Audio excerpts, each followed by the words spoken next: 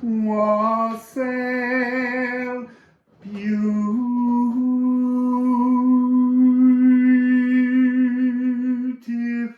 pilgrims. So I did the video before and I kept saying calends of March instead of calends of October, and it began to really bug me, and I'd said and pulled very many beautiful cards, but I just had to throw that video away, and now every time I sit down to start, I can't talk. Something's going wrong. So we're here to look at this grand fire trine, but it's also the story of Mars, warrior Mars, battle-weary Mars, transforming permanently into farmer Mars, crocus of Mars frequency. Spent several hours this morning sifting through, looking for the clues in the astrology and the music of the spheres to tell this story. And actually it's so beautifully aligned with moments. It's really incredibly special, and I really hope you enjoy the journey, but I want to try and keep it shorter. I threw too many cards earlier and it became very long. So there will be more videos about this subject on each of the moments, but I want to just show you today kind of like the entire journey that we're going on from now, the 11th, right up to the equinox, because it's so sublimely beautiful. So we need to begin by just looking at this trine. So you can see that the trine here is, well, look, the journey is to do with Mars finding his way home or finding his new home. And it is not Mars in Aries, it's Mars in Scorpio. And even that in itself is showing in this story to be a bit of a misnomer. It's a really beautiful, kind, really caring, cradling energy that harvests beauty and kindness and compassion.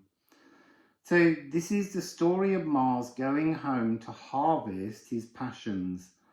This is admitting to the emotional wounds that Mars keeps hidden, that we all keep hidden. It's the journey towards House Scorpio, which is Mars's farmstead. And then it's about harvesting and caring Mars.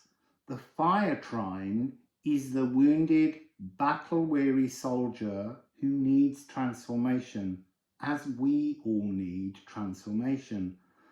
So it culminates on the equinox on the 22nd of September, and it's just hours after the solar eclipse door opens, we exit, and there is this kite that we're going to build, a new kite to fly on a new pathway, which is a grand air trine, but it needs to be launched, and the launch doesn't come until later. But I'm not going to tell you the date of the launch. I want you to go through the story with me, and then we'll reveal at the very end the launch date. So it starts on the 11th at 1827, and it's at 26 degrees and 9 minutes. The moon will reach a perfect trine with Chiron.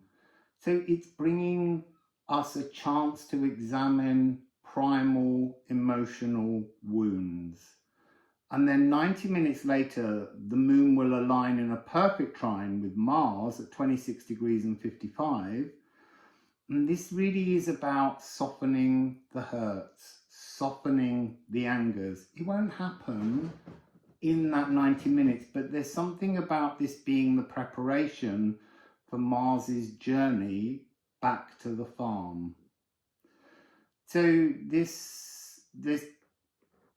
two charts that we've seen here to show this thing. What I want you to notice is that there's a kind of shedding of all the wings. All of the other planets, Pluto, Saturn, Neptune, Venus, Mercury, Jupiter, they're all the old toxic versions of ourselves and our patterns and our behaviors that are being dismantled so that we can grow this new cleansing wings that will help to lift this new emotional kite, help us to take flight. So in this, you can see that Uranus is holding the string of change here and is instructing all of the ground crew on their forthcoming duties to enable the flight of this new Farmer Mars kite.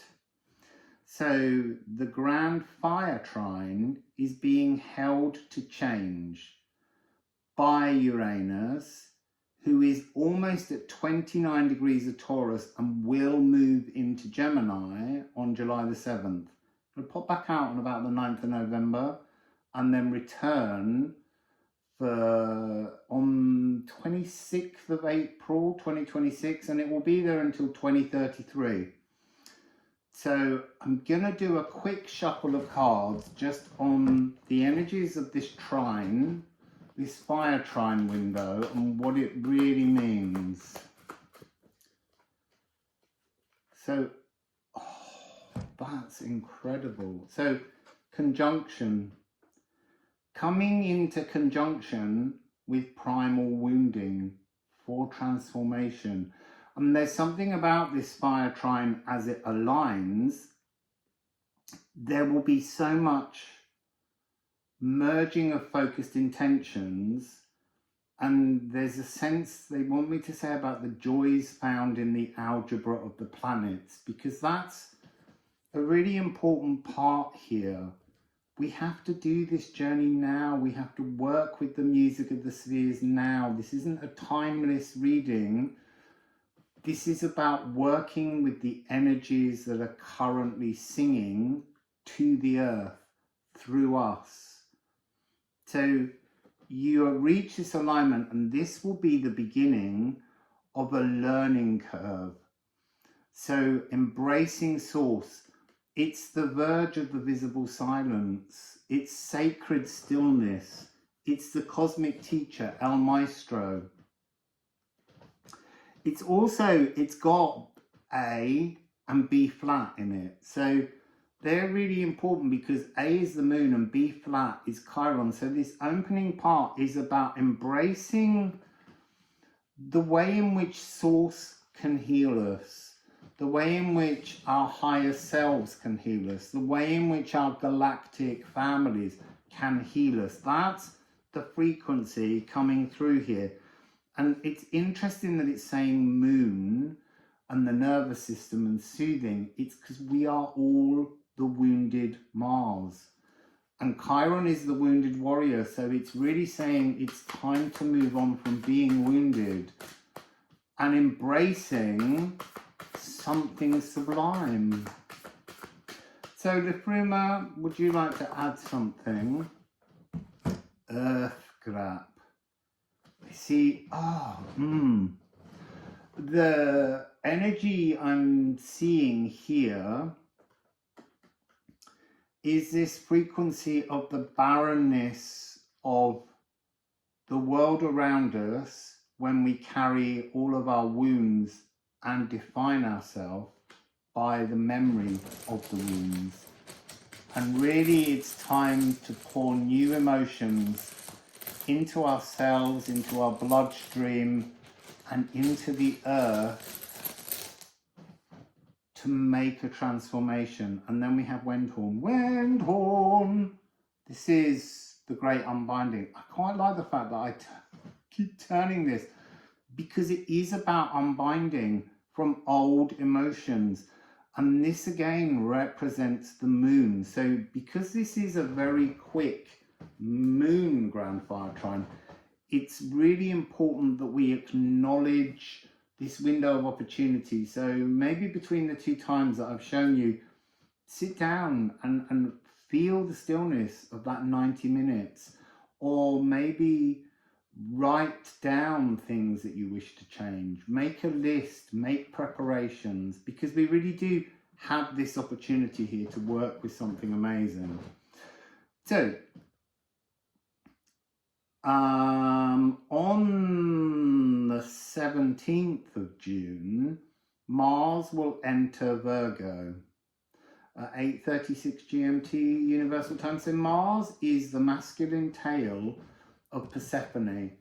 So what do I mean by that? Persephone spends 6 months in the underworld, 6 months in the world that we're all in.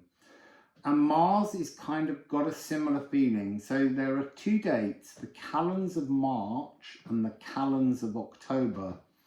And in ancient Rome, at the calends of March, you know, dedicated to Mars, this was when they had a ceremony and they called upon the warrior Mars to come into all the men who were going to go off and become soldiers and battle.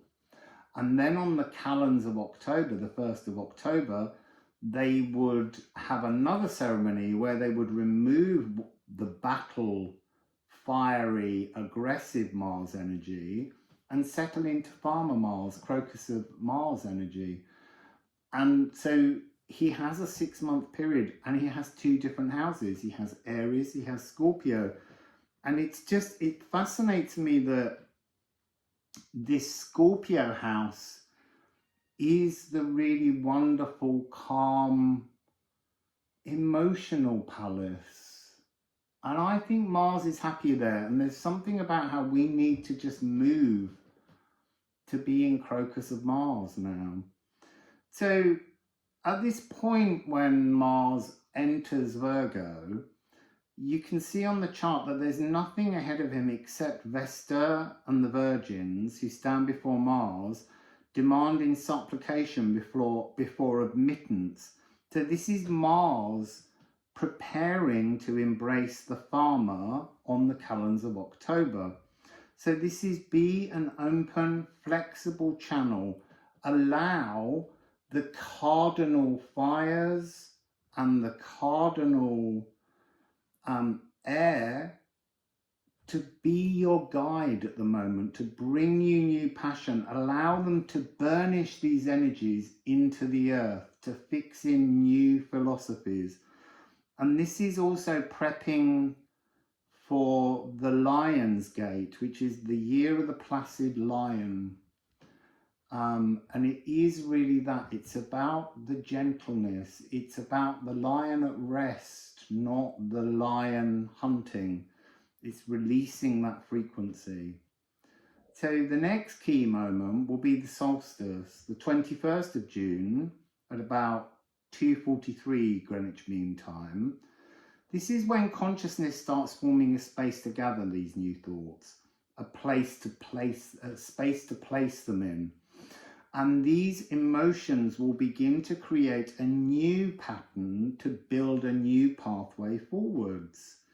So Chiron here is trine Mars, healing the wounds, but Saturn and Jupiter are in an applying conjunction in Cancer. And they're expanding this kind of hazy, steamy fog. Also because we've got a square with Saturn and Jupiter in Aries, there's this cardinal fire and water that's kind of surrounding us, lifting up, showing us really, really ancient wounds. So they will be cleared away if we follow this pathway, but we have to acknowledge them. We can no longer be scared of them. So we're driving forwards towards the equinox, and that is the day after the eclipse tunnel exit portal. I just got to keep reminding you of these things. The moon on the solstice is also applying itself to a square with Pluto to bust open the Earth's crust and reveal emotional patterns that have been stagnating. This is a tectonic eruption. Watch for seismic activities or volcanic eruptions around this time. I also want to say there's a really strong visual of an earth. I mean, that's why I said earthquakes, but it could be just your divinity coming in and walking through you, just like an earthquake walks towards you and past you. This is the same thing. There's some kind of divine, I guess, it's this moon in Ophiuchus frequency. The maestro, source, embracing it, coming through And then that's got this energy of the crack within the earth, the tectonic, seismic transformation. This is big energy. It's really huge. There's so many more amazing things. Like on the 25th, we have the new moon in Cancer, and it's a triple conjunction. It's the sun and the moon in conjunction with Jupiter. So they're at 4 degrees and 7 minutes for the sun, 4 degrees and 7 minutes for the moon, and 3 degrees 32 minutes for Jupiter. And it's so unbelievably powerful, creating new space for emotions within your life force, cleansing out old frequencies. It's a really powerful day, and it's highlighting cardinal emotions. So we've had cardinal fire, we've had cardinal air, and that's coming again. And then we have cardinal emotions. And remember, air is about the edit suite. So you have to feel these emotions first and decide which emotions you want to take with you. 7th of July is when Uranus will enter Gemini for one last pass, and it will stay in April next year. So at this point, Uranus has been in conjunction with Venus for almost a week, and Venus has passed Uranus and is now going into separation. But the point is that their transition is towards love and compassion, because there's something very important in this Mars journey. Crocus of Mars, crocus of Venus. We have to align the two, and you'll see that at the very end, they're essential tethers to the new kite. So the next important day is the 6th of August, and this is when Mars enters Libra. This is prepping for the plight of the kite. So Mars glimpses the blueprint for the new kite with the grand air trine of Mars in Libra, Pluto in Aquarius, and Uranus in Gemini. It's not as precise as it will be when it's fully formed. Then it is a much sharper kite frequency. So we need to remember here that although at the moment I think Mars is at the bottom of the kite, because it's a blueprint being aimed towards the farmer Mars within us, what we can farm, Mars will eventually become a twin tether with Venus. So Mercury is in Leo retrograding and is catching hold of the kite string here to begin the spell of casting or galdeering, speaking the new galactic kite. So Mercury is anchoring the kite in our woken ego in Leo. And it's showing us here that it's exactly in alignment with the IC. And the IC represents the inner earth void, but it's like a kind of rooting chakra energy, like the earth star chakra. It's that kind of frequency.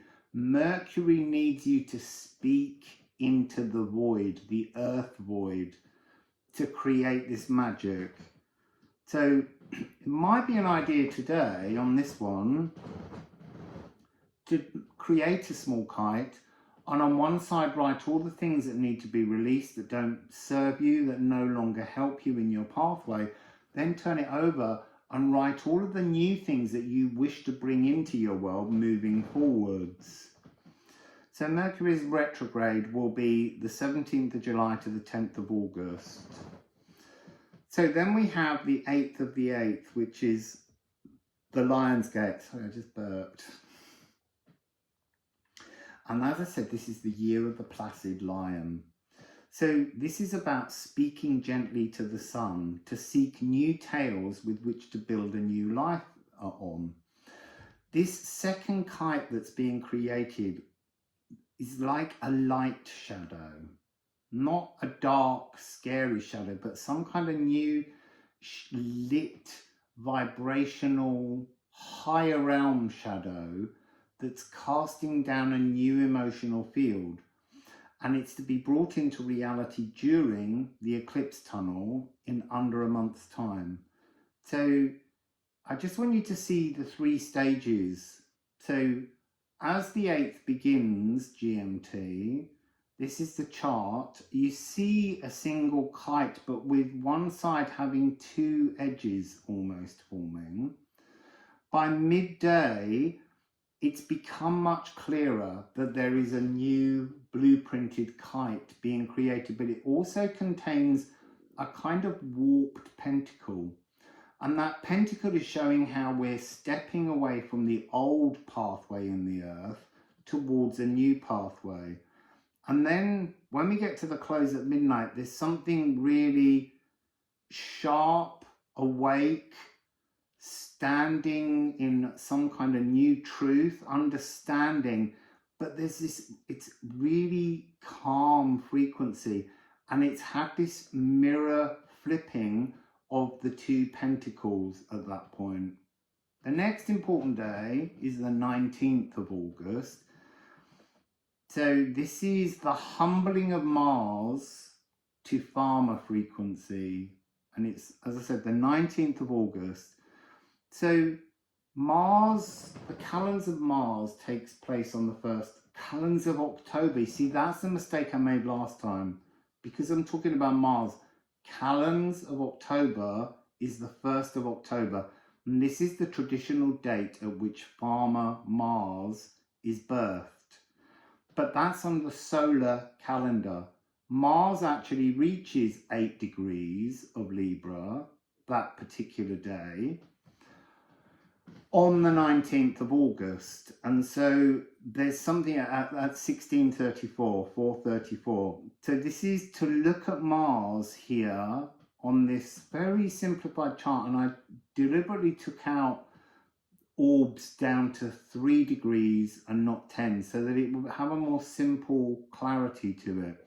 So we're looking at Mars at the high point with the sun lighting the path to bow to Ceres, the divine feminine, because part of this energy is about accepting the hieros gammas, accepting that we have both divine masculine and divine feminine within us, but there's a fear of embracing any form of masculinity that goes on at the moment, whether it's raw, emotional, or divine. It's something that we've removed from the equation, and we have to bring this frequency back in.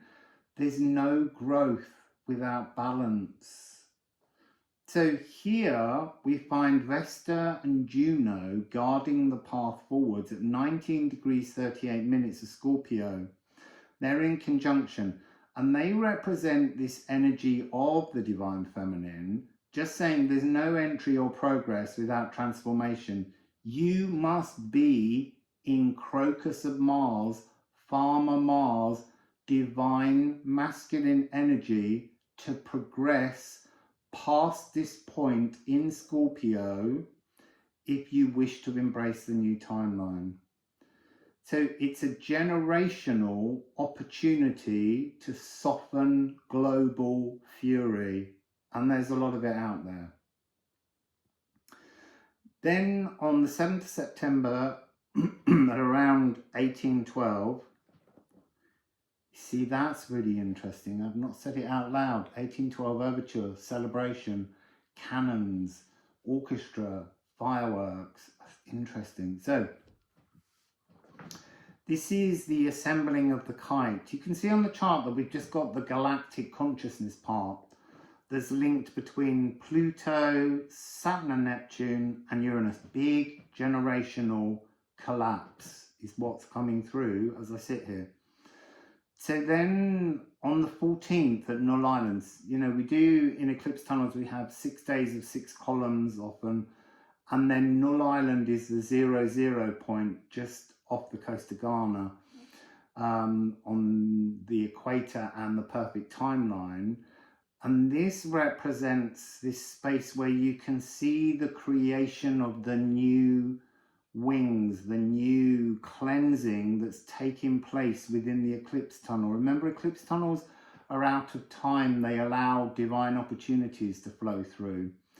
And then on the 21st of September, around 1943, there's a partial solar eclipse in Virgo at 28 degrees and 59 minutes, so almost 29 degrees again. And this partial solar eclipse, you can now see that the new kite is in place and it's tethered by both Mars and Venus.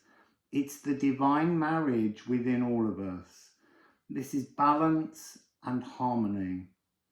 This is ready to launch, but it's not launching just yet. It's pausing. It's making sure that everything is in order before setting your kite off. So then we have the equinox, and this is just so beautiful. So Mars reaches 0 degrees of Scorpio. He reaches home. He's farming, harvesting home. And the sun will also enter Libra on this day as well. So now the kite is in the perfect place to take off, but it doesn't actually take off for another 8 days. And what's so beautiful is when we get to the 1st of October, the kite pattern vanishes. So we're left with this kind of sleeping, dissonant energy of the old kite, and the new kite has taken flight. And I found the fact that all of these energies had such perfect patterning as I went through this morning, so deliciously comforting. So that's 26 minutes, see? It was over an hour before. Just going to give you a Liffruma. I feel like I'm going to lose my voice. Fat chance. I never get sore throats. I haven't had sore throats since I was 17. So, Liffruma, what would you like to say about this story of Mars? What's a key thing that we need to understand about this story of Mars? You see, that one's spun and closed down.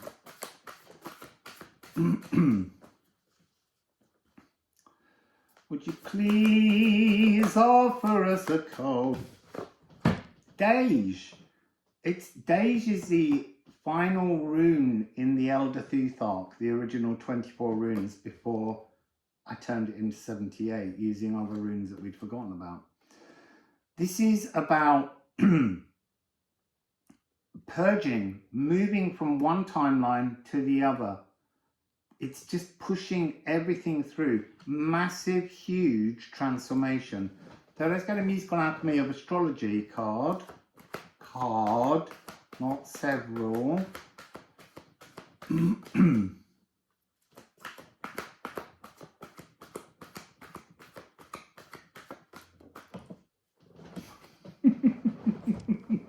So it's arsenic.